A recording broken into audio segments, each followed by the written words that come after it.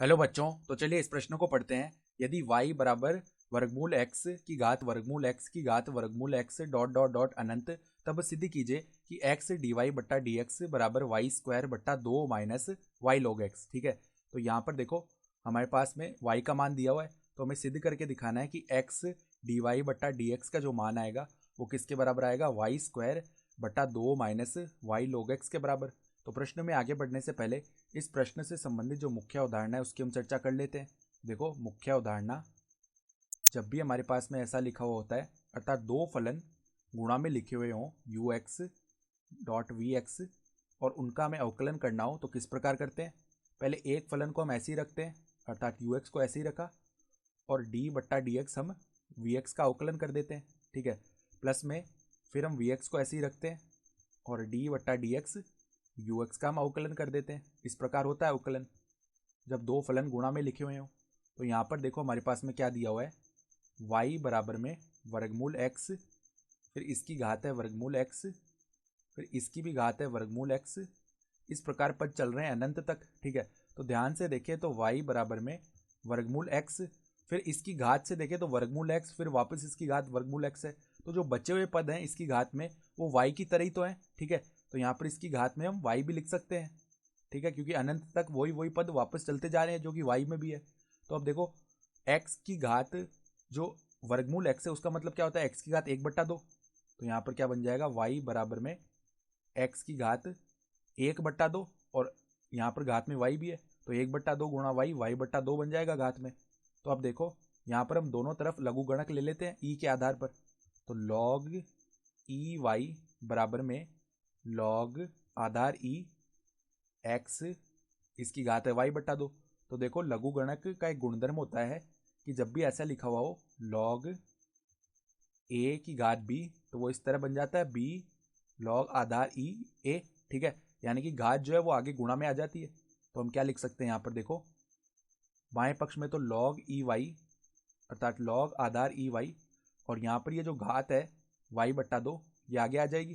तो y/2 log आधार e और क्या लिखा हुआ है, x लिखा हुआ है। ठीक है, तो अब देखो दोनों और हम अवकलन कर लेते हैं x के सापेक्ष। तो x के सापेक्ष अवकलन करने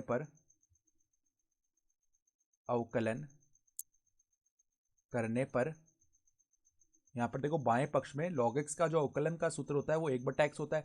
तो उसी प्रकार log आधार ई वाई का अवकलन 1/y, फिर श्रृंखला नियम से पुनः हम y का अवकलन करेंगे तो dy बट्टा में dx बनेगा। ठीक है, बराबर में यहाँ पर 1/2 तो अचर है तो वो तो अवकलन के बाहर आ गया। ठीक है, फिर यहाँ पर दो फलन गुणा में लिखे हुए हैं y गुणा में log आधार ई एक्स, तो इनका अवकलन गुणा वाले सूत्र से करेंगे। तो पहले y को ऐसे ही रखा, फिर log आधार ई एक्स का अवकलन क्या हो जाएगा, बट्टा में x, फिर देखो प्लस में log आधार ई एक्स, फिर जो y का अवकलन है x के सापेक्ष dy बट्टा में dx, ये हो जाएगा।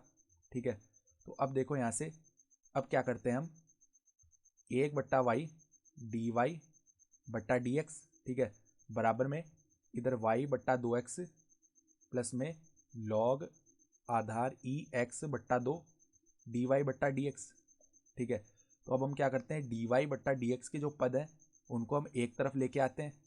ठीक है, तो यहाँ से देखो क्या बन जाएगा, dy बट्टा dx 1/y गुणा में है माइनस में log आधार ई एक्स बट्टा 2 dy बट्टा dx बराबर में क्या आएगा, y/2x के। ठीक है, तो यहाँ पर हम dy बट्टा dx को उभयनिष्ठ निकालते हैं। तो dy बट्टा dx को जैसे उभयनिष्ठ निकाला तो अंदर क्या बच जाएगा, 1/y माइनस log आधार ई एक्स बट्टा में 2 और ये किसके बराबर है, ये बराबर है y/2x के। तो y/2x, तो अब देखो यहाँ से dy बट्टा dx यहाँ पर लैसे लेके हल करेंगे तो 2y आ जाएगा और यहाँ पर क्या बन जाएगा, 2 माइनस वाई log आधार ई एक्स। ठीक है, और ये किसके बराबर है, y/2x के।